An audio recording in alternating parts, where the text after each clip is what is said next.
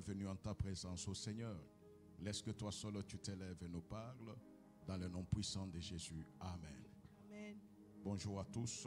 Bonjour papa. Oui, que le Seigneur nous bénisse. Nous avions dit que ce dimanche c'est dimanche, oui, oui. Est-ce que nous pouvons acclamer pour la gloire de Dieu? Amen. Oui, oui. Nous allons peut-être prendre un peu de temps pour exhorter. Amen. Amen. Est-ce qu'il y a quelqu'un qui est dans la joie aujourd'hui? Est-ce que vraiment il y a la joie parmi nous? Non, c'est pourquoi je dis que vous êtes toujours extraordinaire. J'attends un jour où je dirais il y a offrande spéciale et les gens viennent très peu nombreux. Ça n'arrivera jamais à Hosanna, n'est-ce pas? Amen. Amen. Nous lisons dans Genèse 8, 20 à 22. 20 Genèse 8, 20 à 22, nous lisons au nom de Jésus. Amen. Noé bâtit un autel à l'Éternel.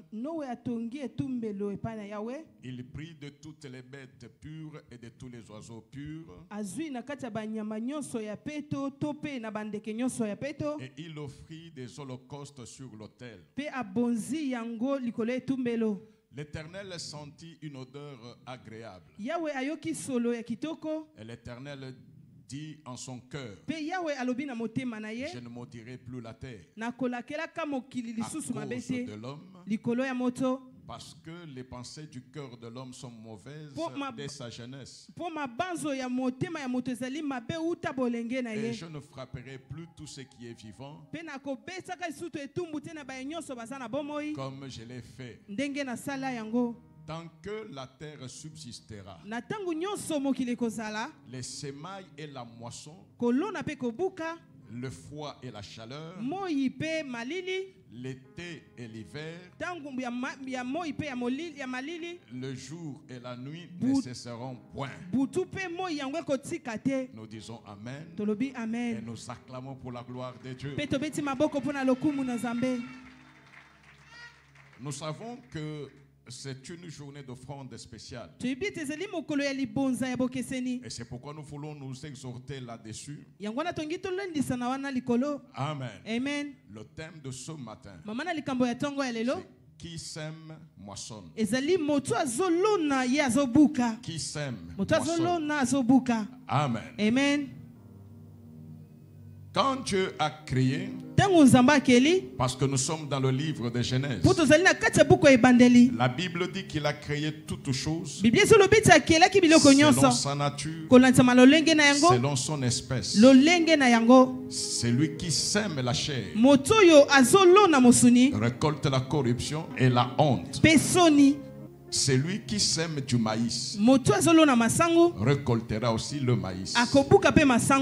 Amen. Amen. Mais aujourd'hui, nous verrons qu'en sémant une offrande à Dieu, je ne récolte pas seulement de l'argent, je récolte plus que l'argent. Là, on nous a raconté l'histoire de Noé. C'est Dieu qui voulait punir l'homme. L'homme s'est écarté des prescriptions de Dieu. Et Dieu a jugé bon de détruire le monde. Et il allait le faire par les déluges, c'est-à-dire par l'eau. Il charge Noé pour que Noé fasse l'arche et qu'il dise aux hommes créés à l'image et à la ressemblance de Dieu que la mort et la destruction sont en train de venir. Entrons dans l'arche pour que nous soyons sauvés. Amen. Amen. Nous connaissons l'histoire.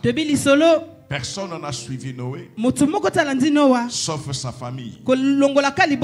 Après le déluge, quand tout était terminé, la Bible dit ceci. Noé, quand il est sorti de l'arche, il n'y avait pas de pasteur, il n'y avait pas de prophète, il n'y avait que l'Esprit de Dieu. J'insiste sur un fait. Marcher avec Dieu, être chrétien, ce n'est pas regarder le pasteur, mais c'est d'abord regarder et écouter le pasteur des pasteurs.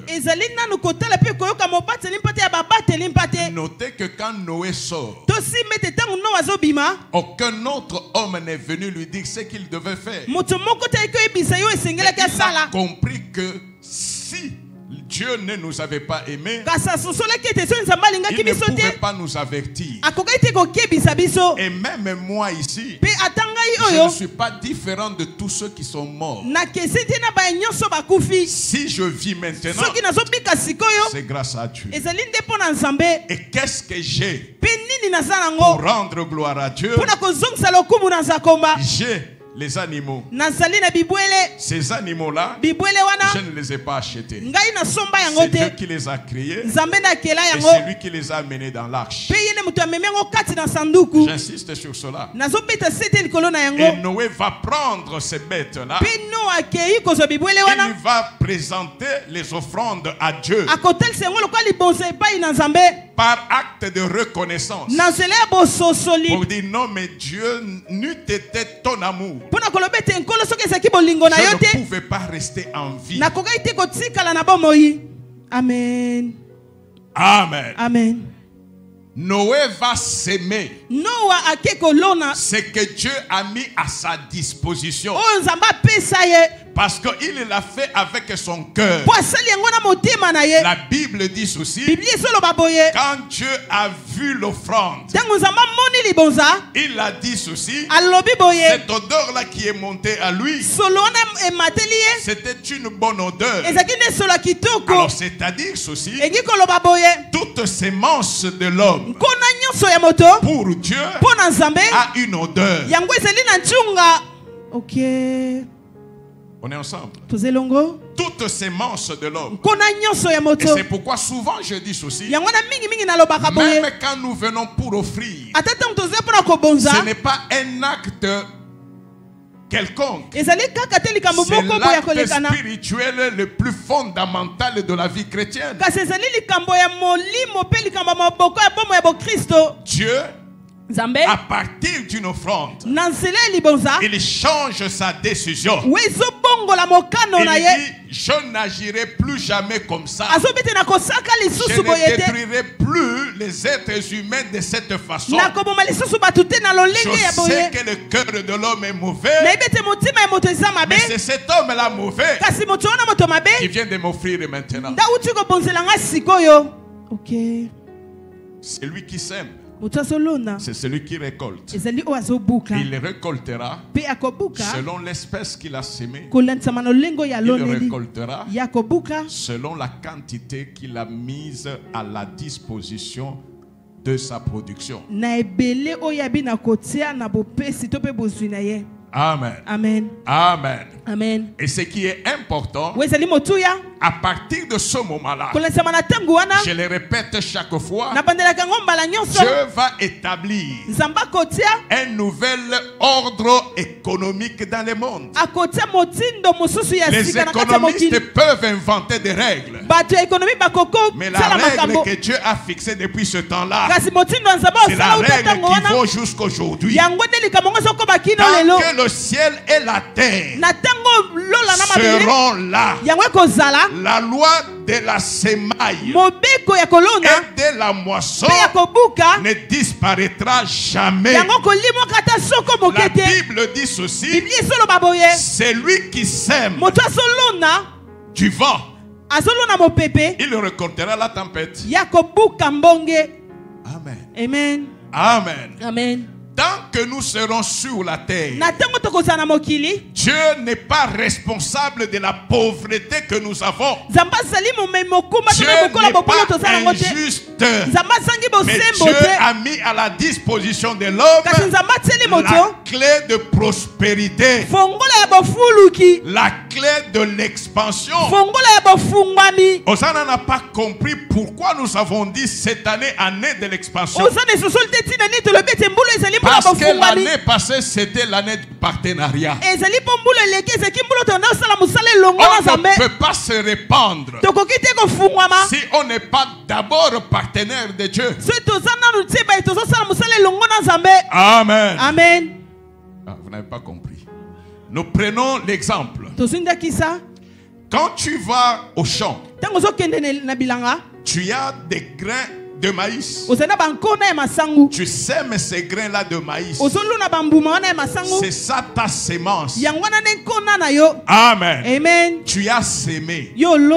Qu'est-ce qui va se passer dans la terre? Est-ce que tu le sais? Amen. Amen.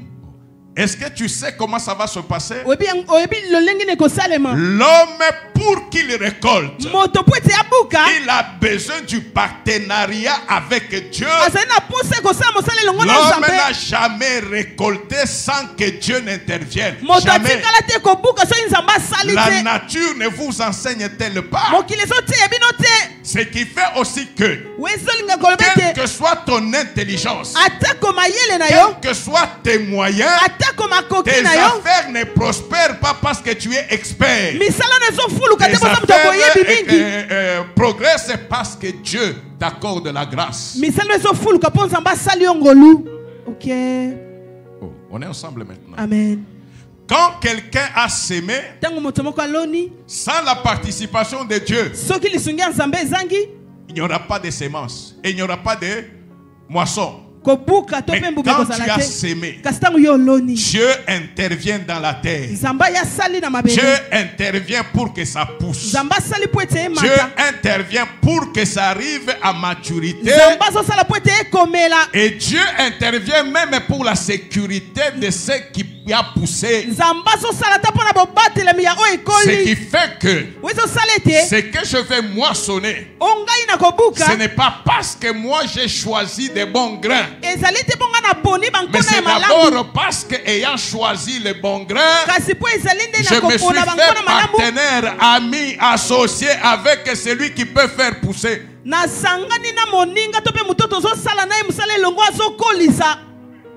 Amen. Amen. Celui qui sème, c'est celui qui récolte. Mais là, nous sommes dans le monde du spirituel. Et nous disons, comme à l'exemple de Noé, ce que j'ai, c'est ce que Dieu m'a donné. Amen. David dit à Dieu ceci, quand il faisait les offrandes pour la construction du temple de Jérusalem. Il dit, tout ce que nous t'avons offert, c'est ce que toi tu as mis à notre disposition. Et nous savons que c'est rien.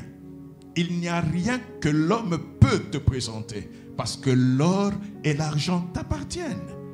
Amen. Amen. Nous avons parlé de l'amour de Dieu. L'amour de Dieu commence quand l'on sait quelle est la place que Dieu occupe chez nous. Amen. Et il faudrait reconnaître une chose. Dieu n'a pas besoin de mon argent. Il n'a pas besoin de ton argent. Tu ne verras jamais Dieu venir prendre l'argent et aller au supermarché. Mais quand Dieu a mis le mécanisme, c'est pour que ceux qui sont ses enfants puissent réellement prospérer. C'est un mécanisme pour ses enfants. Amen. Parce que ceux qui utilisent les biens matériels, ce sont les hommes. Et ceux qui sont dans les secrets de Dieu vont prospérer. Pourquoi? Parce qu'ils connaissent les secrets de celui qui fait prospérer. Je vous ai toujours dit que la révélation n'est rien d'autre que les secrets de Dieu à ses enfants. Oh. Révélation. Oh non, j'ai une révélation. Non, non, c'est juste un secret. Nous rentrons en Égypte. Quand Dieu voulait tuer tous les premiers-nés des animaux et des hommes dans le pays d'Égypte, Dieu a parlé à qui? À Moïse. vous allez tuer les agneaux. Vous mettrez le sang sur les linteaux et sur les battants. Ce n'est pas un secret. Ce n'est pas un secret. Et ce secret-là, il l'a donné à ses enfants. La parole de Dieu renferme les secrets de Dieu pour la réussite, pour la force et la puissance des enfants de Dieu. Et quand nous suivons la parole de Dieu, nous sommes forts parce que Dieu lui-même a mis le sceau de sa fidélité dans sa parole. Amen. Alléluia. Et quand il met la responsabilité, il lui donne la clé à l'homme, c'est pour lui dire, moi je veux que l'on te voie différent. La Bible dit que l'on verra de nouveau la différence entre ceux qui servent Dieu et ceux qui ne le servent pas. La différence, ce n'est pas parce que tu sors et tu viens à l'église. La différence, c'est quand on te voit prospérer à tous égards. À tous égards. Je note bien que la richesse n'est pas un signe qu'on est avec Dieu. Le signe qu'on a avec Dieu, c'est la bénédiction. Amen. C'est la bénédiction. Et quand la bénédiction est là, elle va entraîner la richesse. La bénédiction va te donner la bonne santé. Pourquoi? Parce que quand tu as l'argent, il y a beaucoup de gens, l'argent arrive, les maladies aussi entrent. L'argent se termine, les maladies partent. Est-ce que tu es en paix? Tu n'es pas en paix parce que tu ne marches pas avec Dieu. Le jour que tes biens vont servir Dieu, Dieu va garantir et va faire en sorte que tes biens soient pour sa gloire et non pour dépenser ovioment. Qui connaît ovioment? Inutilement, hein? Ovio. Amen. Oui, parce que quelquefois quand on m'interprète, il y a certains termes qu'on n'aurait même pas très bien. Comme ovioment ici, je ne sais pas comment elle allait dire. Amen. Amen. Donc l'acte de donner à Dieu est un acte de responsabilité de celui qui donne. Il doit savoir à qui il a donné et pourquoi il a donné. Dieu a scellé cette alliance pour faire en sorte que quand tu le vois, tu le connais et que tu fais les choses pour sa gloire, en ce moment-là seulement, la gloire de Dieu t'accompagne parce qu'il sait que tu l'as fait pour lui. Mais si tu l'as fait pour que les hommes te voient, attends aussi ta récompense des hommes. Amen. Alléluia. Alors c'est cela qui fait que pour l'offrande, on ne t'obligera jamais. On ne te donnera jamais un montant parce que c'est un secret entre toi et ton Dieu.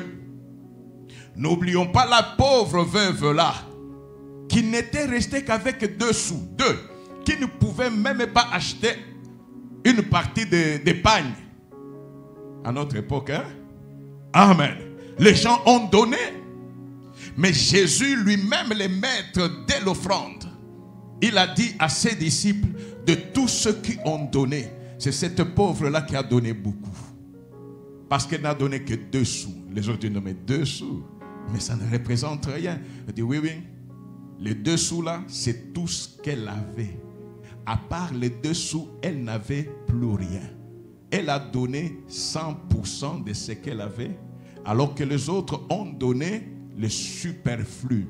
Peut-être les 0,001% de ce qu'ils ont. Je ne sais pas si nous comprenons. Amen. Et c'est ce qui fait aussi que Paul dit aux Corinthiens, parce que Dieu ne cherche pas nos biens. Dieu cherche d'abord quoi? Nos cœurs. Il cherche que celui qui offre à Dieu soit d'abord, ou ce soit d'abord offert à Dieu. Il a donné des principes pour ses enfants. Il n'a pas donné des principes pour ceux qui se perdent. La première des choses, c'est que je lui appartiens. Et quand je lui appartiens, je suis l'enfant de la maison. J'exerce les principes du Père. Selon l'éducation qu'il a donnée, j'en verrai les conséquences. Amen. Je suis en train de donner pêle-mêle. Amen. J'ai dit que c'est une exhortation, mais je touche des points qui doivent nous faire voir quelle est l'importance de l'acte que nous devons donner. Nous devons faire en donnant. Amen. Une fois, je vous ai dit que Quand nous venons pour donner, nous disons c'est un acte matériel, physique, alors que c'est un acte hautement spirituel. Dans la Bible, la première fois que le mot adorer a été prononcé, qu'il avait prononcé Abraham. C'était pourquoi? Pour aller prier? Pour aller offrir Isaac. Donc l'acte de donner Isaac à Dieu, parce que Isaac c'était Abraham. Abraham comprend que pour que je puisse donner mon propre fils, mon seul, sur qui toutes les promesses de Dieu sont posées, Dieu m'a demandé que je m'offre moi-même, que je me donne, mais parce qu'il est Dieu. Moi et le jeune homme, nous irons adorer. Pourquoi adorer? Parce que celui qui adore voit Dieu. Celui qui adore connaît Dieu. Celui qui adore ne voit pas Dieu avec les yeux physiques. Son rang social est passé.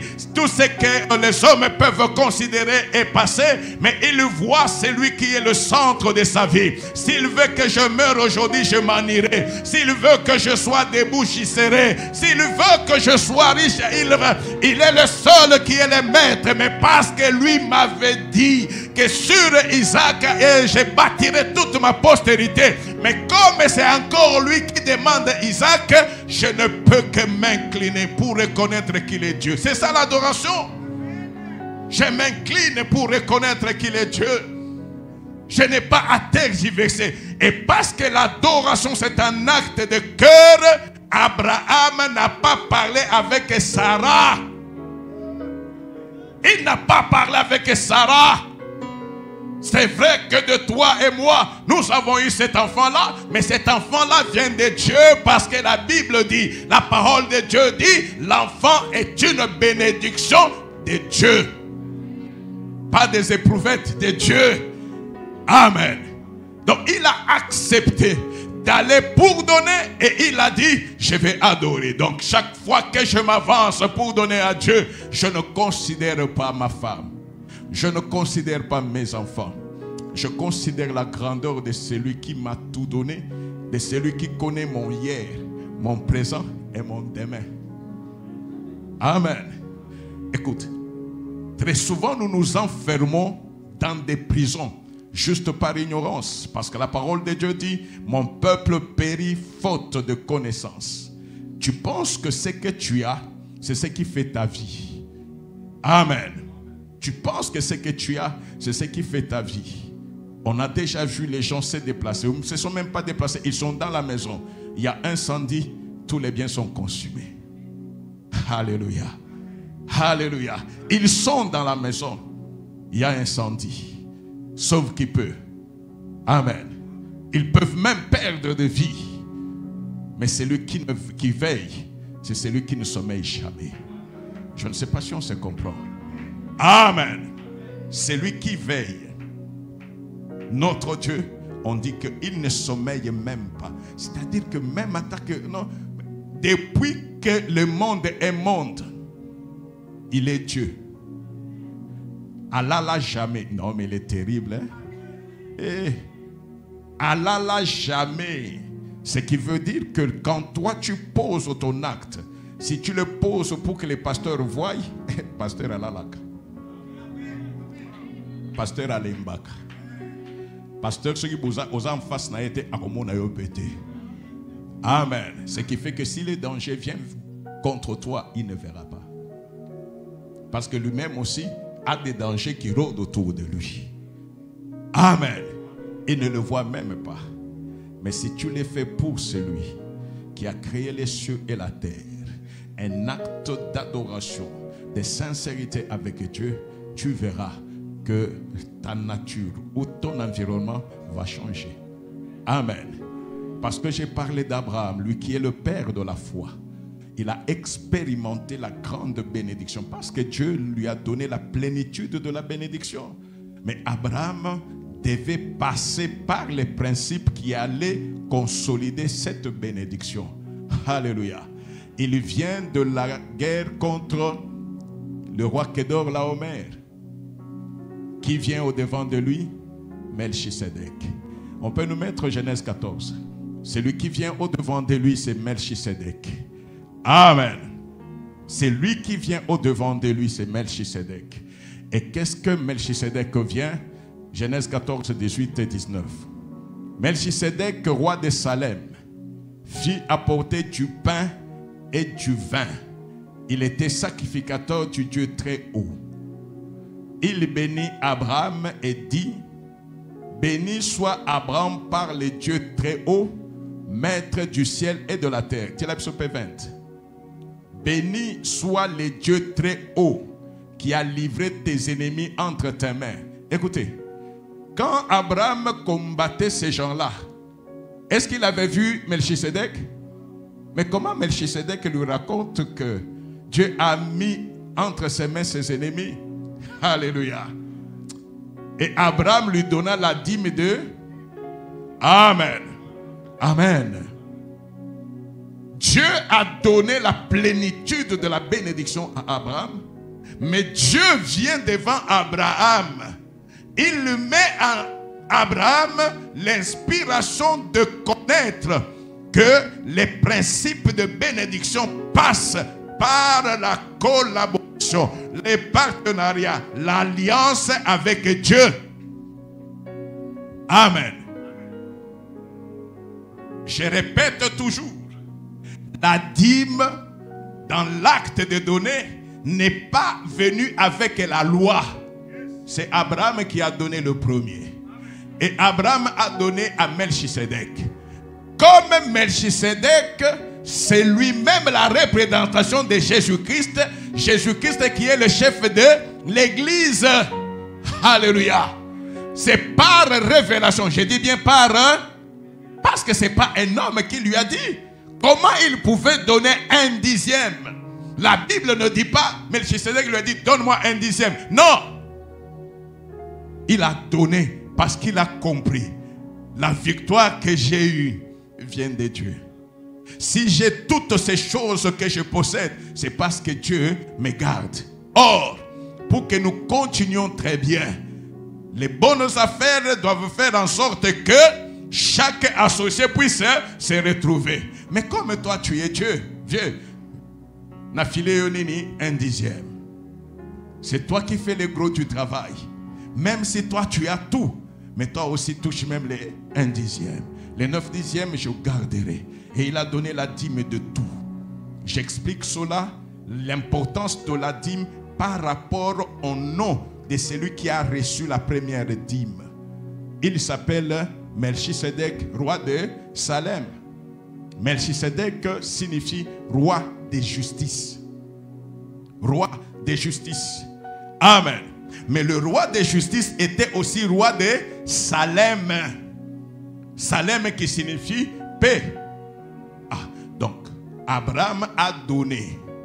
Il a sémé entre les mains ou dans le sol du roi de la justice et de la paix. Cela veut dire, quand il a donné sa dîme, il a ramené la justice de Dieu dans sa vie et dans ses affaires. Il a ramené la paix de Dieu dans sa vie et dans ses affaires. À telle enseigne que là, nous pouvons comprendre Malachie 3.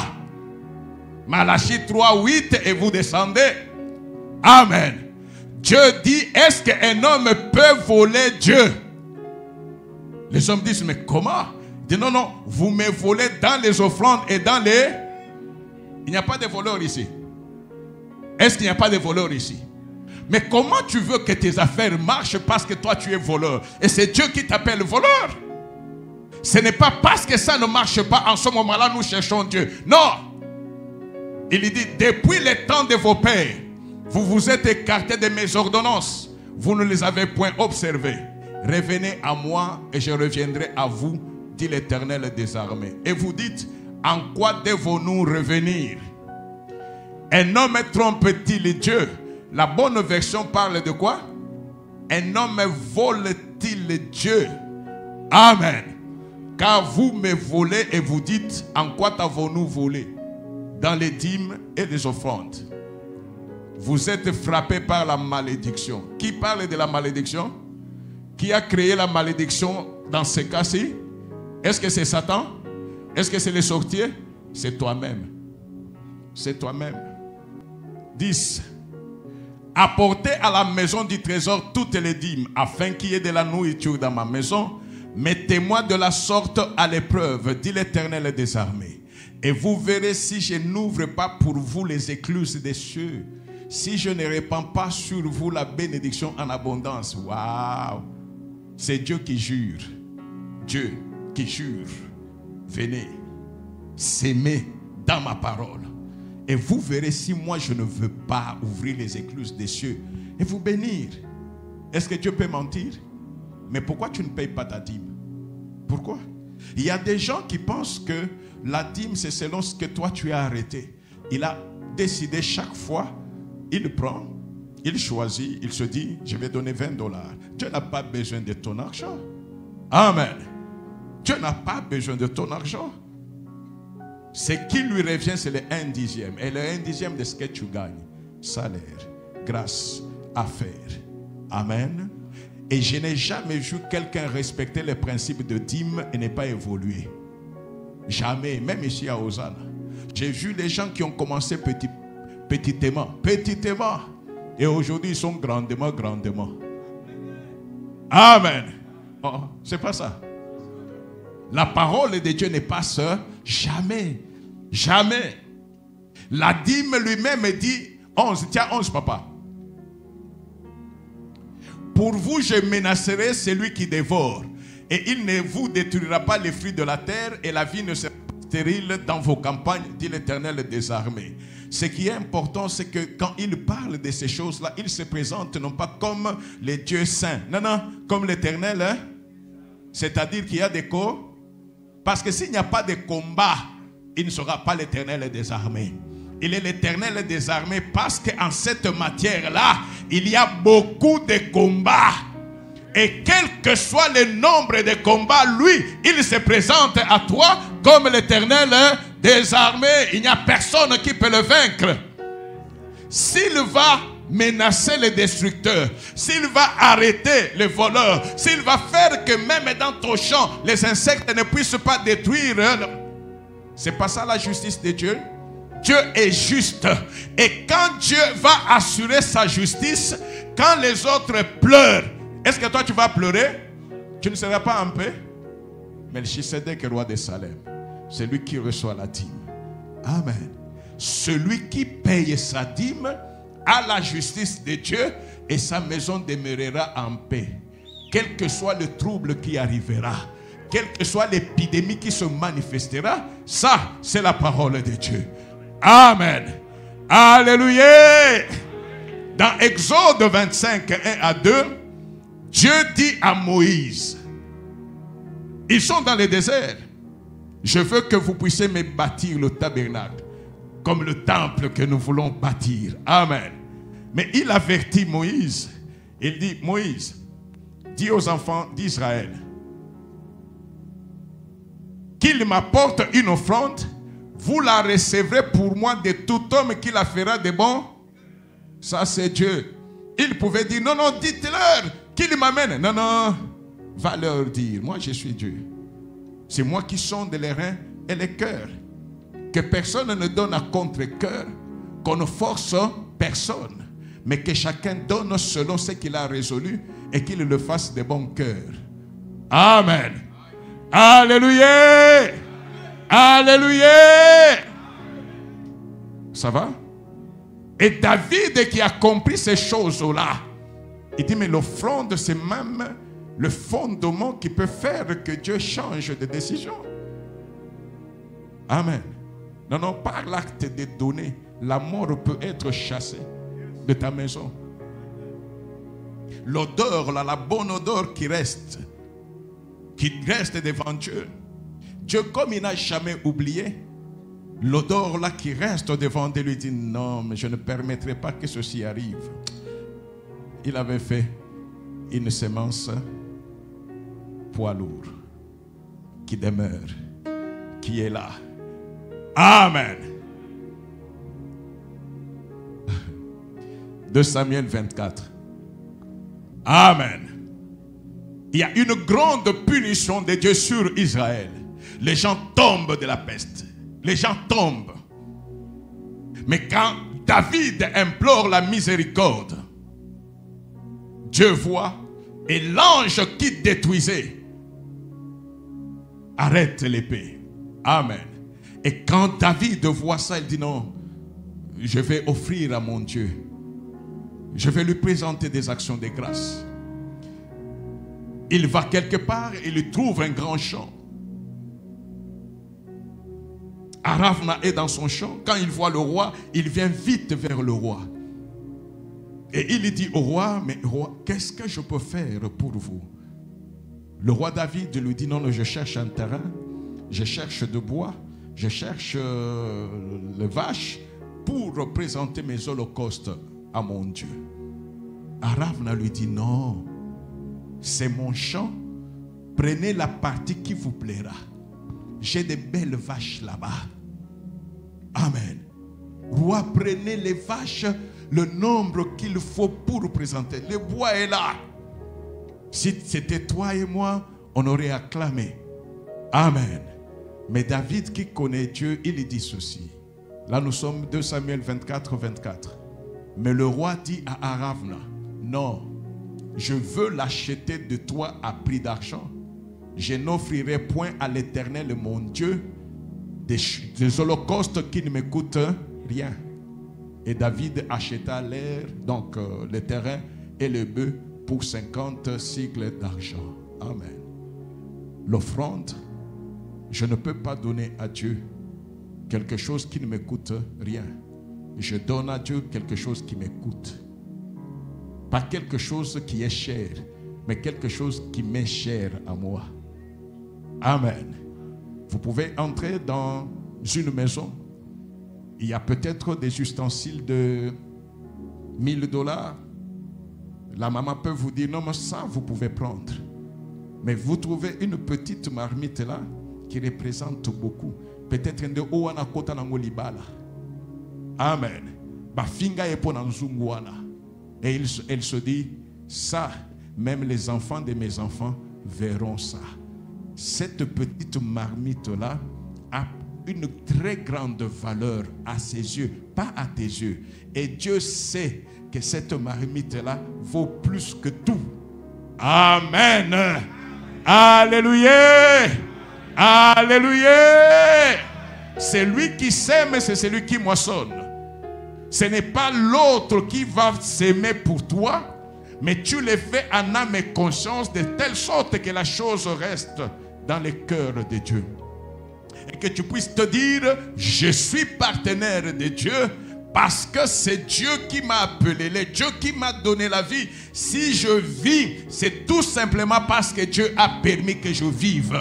Si Dieu n'a pas permis, je ne pouvais pas être en ces lieux aujourd'hui. Les habits, ça peut être cher, mais si le corps n'est pas en bonne santé, les habits n'ont plus de prix, n'ont plus de valeur.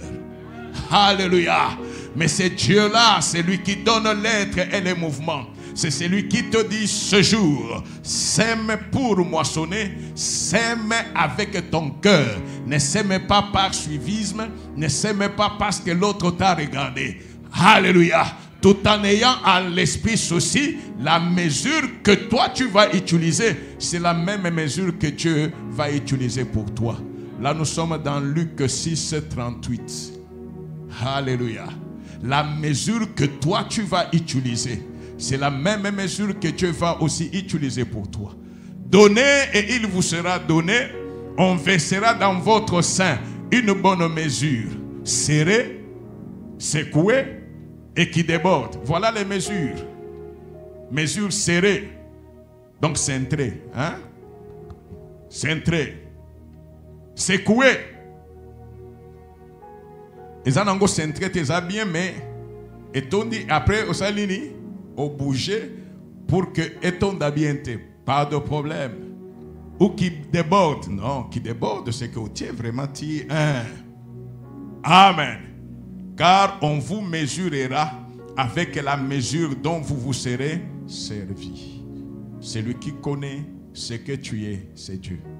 Celui qui t'a appelé, c'est Dieu. Celui qui veut être glorifié dans ta vie, c'est Dieu. Si tu peux le faire d'un cœur sincère, sans considération de l'autre et dans cette intimité-là avec ton Dieu, je crois fermement que ce Dieu-là n'a jamais menti. S'il n'a pas menti hier, il ne va pas commencer à mentir aujourd'hui. Et s'il ne va pas mentir, nous avons en ces lieux l'œil de celui qui voit tout et de celui qui tient à sa parole. Que celui qui est prêt à s'aimer puisse réellement préparer son cœur afin qu'il s'aime dans Dieu, dans la parole de Dieu, il récoltera la gloire. Que le Seigneur nous bénisse.